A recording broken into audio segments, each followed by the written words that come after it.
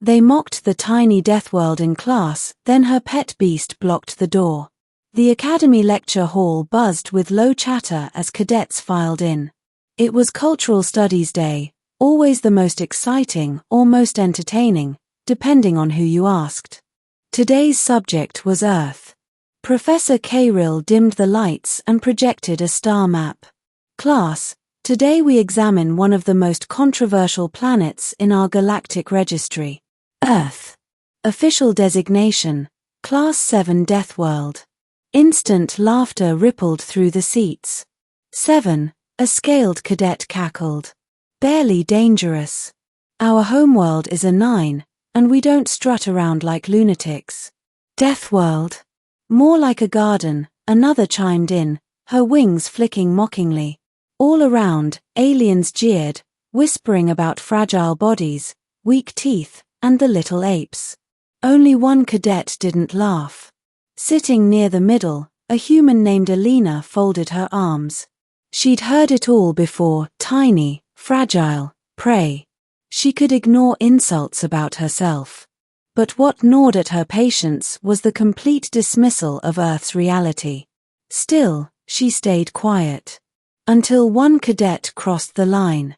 A bulky Threxian slammed his claw on the desk, grinning with needle teeth. If Earth's so deadly, prove it. Bring one of your so-called death beasts. We'll see if it's more than a pet insect. The room roared with laughter. Alina tilted her head, lips quirking in the faintest smile. Fine. Tomorrow. They thought she was bluffing. They thought she'd show up with some small vermin or exaggerated holo footage. They were wrong. The next day, the lecture hall was already packed, whispers thick in the air. She actually said she'd bring something. Probably a worm. Maybe a feathered lizard. The door hissed open. Alina stepped inside, calm as ever.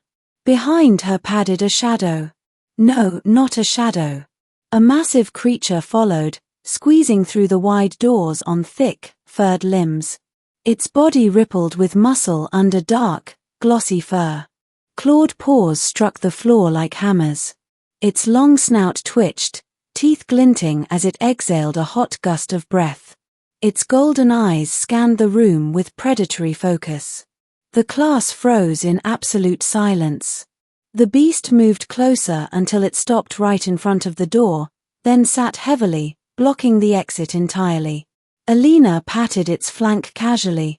Everyone, this is Bear. Chaos erupted. Some cadets leapt onto desks, shrieking.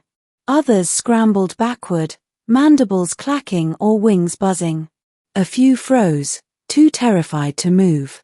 Even the professor stiffened, frills rising in alarm. Cadet Alina, Cairil stammered. What in the cosmos, what is that creature? Alina stroked the bear's neck, her voice calm. Ursus arctus. A common predator from my planet. Herbivore mostly, but opportunistic. Apex where it lives. This one's tame. Tame, a cadet shrieked from the back. That thing eats people. Not if you treat him right, Alina said, kneeling to scratch behind the bear's ear. He huffed, leaning into her touch like an oversized dog. The class stared, horror-struck. You call that tame? The Threxian bully who'd issued the challenge croaked, his voice cracking. Alina raised an eyebrow. You told me to bring a death beast. I figured I'd start small. Small, someone wailed. The bear yawned, jaws opening wide enough to snap a cadet in half. Rows of teeth gleamed. A chorus of alien gasps filled the room. Relax, Alina said dryly. He ate before class. But relaxation was the last thing on anyone's mind.